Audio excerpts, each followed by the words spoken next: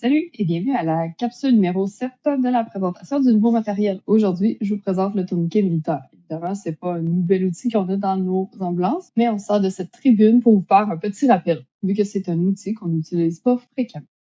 Vous allez retrouver le tourniquet militaire dans la trousse trauma en 2 exemplaires. Vous trouverez aussi un crayon permanent pour inscrire l'heure sur la bande blanche qu'on voit ici. Il se peut que vous retrouviez différents modèles de tourniquets dans vos trousses. Mais sachez que d'un modèle à l'autre, leur utilisation est la même. Le SAM est légèrement différent puisqu'il est muni d'un dispositif qui s'enclenche. Vous allez donc entendre un clic lors du premier serrage. Ce clic-là empêche simplement le relâchement du tourniquet lorsque vous allez coller les deux parties de velcro ensemble.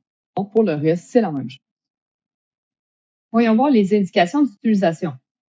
La première est lorsqu'il y a une hémorragie importante d'un membre et que le patient requiert une ou d'autres interventions immédiates et prioritaires.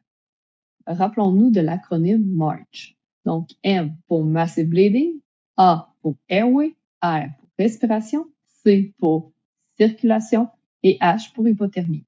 Donc, on contrôle notre hémorragie avant d'aller faire notre ABC. Une fois tout ça fait, c'est important de ne pas oublier l'hypothermie, et ce, même lorsqu'il fait très chaud à l'extérieur. Puisque l'hypothermie, selon la triade létale, augmente le risque de mortalité précoce chez nos patients en hémorragie grave. Revenons maintenant aux indications d'utilisation du tourniquet.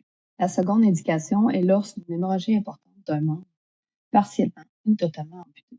N'oubliez pas que dans ces cas-là, les vaisseaux ont tendance à se rétracter. Donc, il est important de mettre le garrot suffisamment haut pour venir les compresser et donc contrôler notre hémorragie.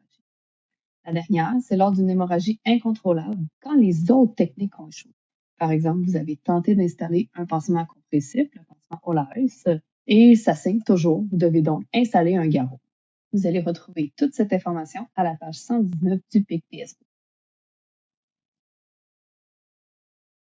Regardons maintenant l'installation du tourniquet.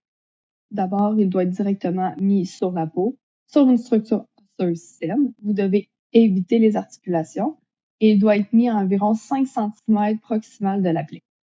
L'étape numéro 1, comme démontré dans l'animation, c'est de tirer fermement sur la sangle. C'est le premier serrage le plus important. C'est ce qui va déterminer le nombre de tours que vous allez faire avec la tige. L'étape numéro 2, c'est évidemment de serrer le tourniquet à l'aide de la tige jusqu'à ce qu'il y ait un arrêt complet de l'hémorragie ou une perte du pouls distal. L'étape numéro 3, c'est de coincer la tige et d'inscrire l'heure sur le velcro de fermeture. Assurez-vous de voir en tout temps votre tourniquet afin de vous assurer de son efficacité. Sachez qu'il est toujours possible de resserrer au besoin un tourniquet. Sinon, il est possible d'en installer un deuxième proximal au premier si le saignement perdure.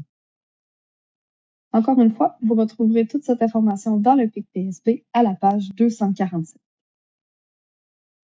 Et voilà ce qui conclut cette capsule sur la présentation du nouveau matériel. Je vous remercie de votre écoute. Si toutefois vous avez des questions, je vous réfère à l'équipe clinique de votre secteur. Merci et à bientôt.